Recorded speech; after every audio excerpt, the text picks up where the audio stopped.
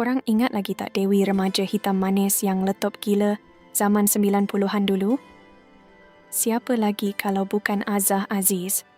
Lepas 20 tahun menghilang di bumi Kanada, tiba-tiba dia buat comeback mengejut balik terus ke Malaysia pada tahun 2023. Tapi yang paling panas bukan sebab dia balik tau, tapi sebab syarat maut yang dia bagi kat suami Mat Soleh dia sebelum kahwin dulu.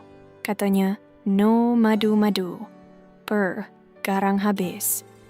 Nak tahu kenapa Azah nekat tinggalkan Kanada masa ekonomi kita tengah panas waktu tu? Dan betul ke suami dia kena serang misil kat Dubai baru-baru ni? Jom, kita bongkar cerita penuh. Azah Aziz, let's go.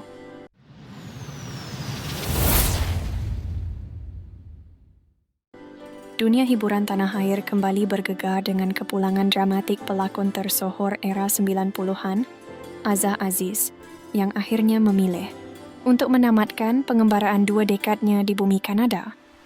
Selepas lebih 20 tahun membina kehidupan di Montreal, pemilik nama sebenar Norazah Aziz yang kini berusia awal 50-an ini membuat kejutan besar apabila nekat membawa pulang seluruh keluarganya untuk menetap semula di Malaysia sejak Julai 2023. Namun Azah mendedahkan bahawa mereka tidak akan menetap selamanya di sini. Sebaliknya, hanya untuk tempoh 5 tahun sahaja, seiring dengan kontrak kerja suaminya itu. Menerusi hantaran yang cukup emosi di laman Instagram, jelitawan berkulit hitam manis ini sempat menitipkan ucapan selamat tinggal kepada Montreal demi sebuah permulaan baharu di tanah air tercinta, biarpun terpaksa menahan sebab meninggalkan rakan-rakan di sana. Kepulangan Azah bersama suami tercinta, Daud Leroy Abdullah, dan 3 putra kacak mereka iaitu Aaron, Ryan serta Justin, bukan sekadar balik kampung biasa, malah turut mencetuskan pelbagai reaksi panas dan pedas daripada netizen yang nampaknya tidak senang duduk dengan keputusan berani tersebut. Apa yang lebih mengejutkan, Azah mendedahkan bahawa perancangan asal mereka sekeluarga sebenarnya adalah untuk menetap di Singapura. Namun anak-anak lelakinya sendiri yang berkeras mahu tinggal di Kuala Lumpur. Menurut Azah, anak-anaknya sangat kagum dengan kemajuan di Malaysia yang dianggap jauh lebih ke hadapan dan canggih berbanding Kanada, terutamanya daripada sudut teknologi.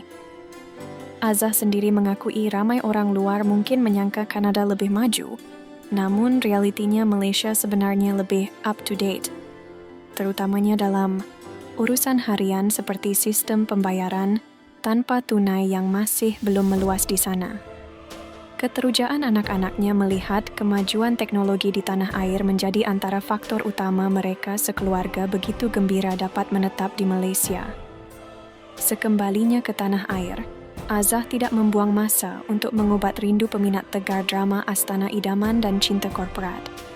Walaupun sudah lebih 2 dekad meninggalkan dunia glamour untuk menjadi suri rumah sepenuh masa, Azah mengakui dia mendapat tawaran berlakon yang mencurah-curah sebaik sahaja menjejakkan kaki di Malaysia. Biarpun pada mulanya berasa sangat gementar untuk beraksi di depan kamera selepas sekian lama, sokongan padu daripada suami dan anak-anak yang sudah dewasa membakar semangatnya untuk kembali aktif. Azah menyatakan bahawa dia hanya menerima tawaran berlakon kerana mahu memenuhi pelawaan rakan-rakan lama yang kini sudah bergelar pengarah dan penerbit, selain mahu melestarikan minat mendalamnya dalam dunia lakonan yang tidak pernah padam. Bukan itu sahaja, pelakon berkulit hitam manis ini sempat memuji sistem kerja industri seni Malaysia sekarang yang disifatkannya sudah banyak upgrade dan jauh lebih efisien berbanding zaman dahulu. Jika dulu penggambaran beberapa babak boleh memakan masa sehingga ke awal pagi, kini dengan kecanggihan peralatan lampu dan kamera, belasan babak boleh diselesaikan dalam masa sehari sahaja.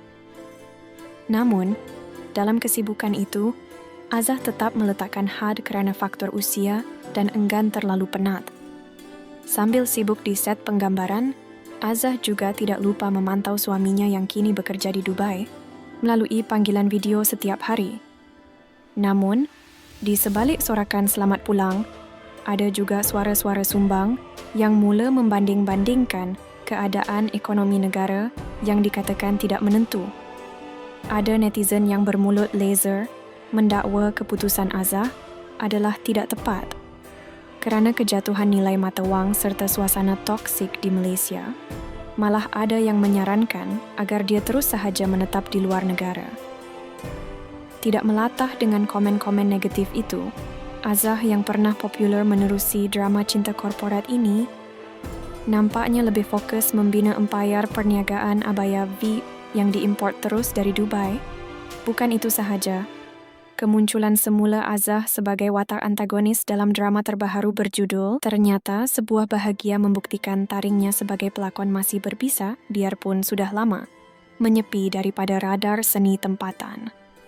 Apa yang lebih panas dan mengejutkan ramai, Azah secara terbuka mendedahkan rahsia mahal bagaimana dia mengikat kesetiaan suaminya yang merupakan warga negara Perancis itu. Bayangkan, sebelum mereka melangkah ke alam perkahwinan pada Januari 1995 lagi, Azah sudah pun meletakkan syarat maut, iaitu perjanjian khas agar suaminya itu tidak boleh sesekali berkahwin lebih daripada satu.